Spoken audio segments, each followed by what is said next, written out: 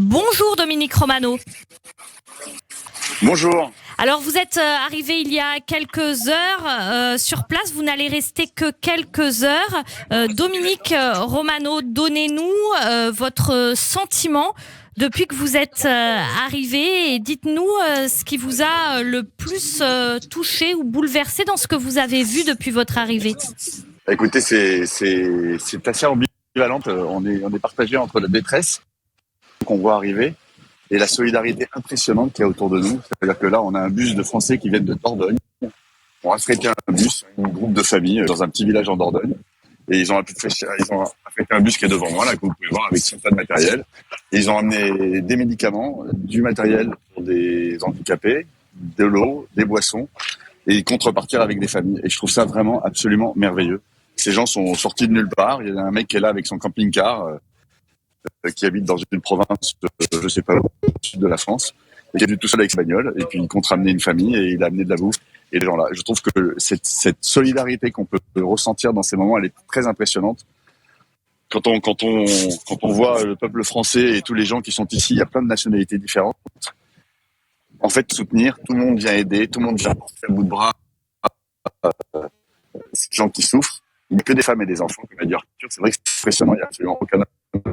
Ça veut dire qu'ils sont tous en train de se dire que toutes ces femmes ont laissé derrière elles leur père, leur mari, qui vont se battre pour défendre leur pays. Et je trouve que c'est absolument merveilleux de voir cette solidarité de tous les pays et autres, et qui, devant ce peuple, se met, j'allais dire à leur service pour pouvoir les aider à s'en sortir.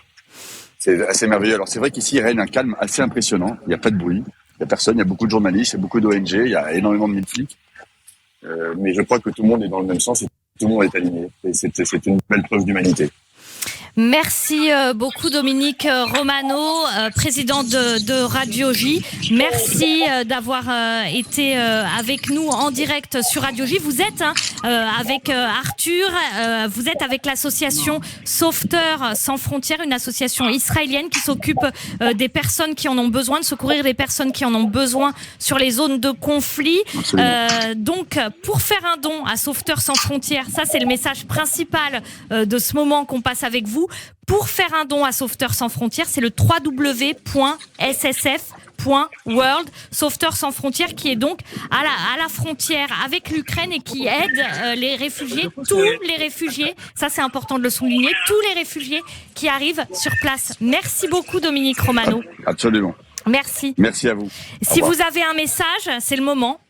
J'ai pas un message, le message c'est participer au don auprès de SSF.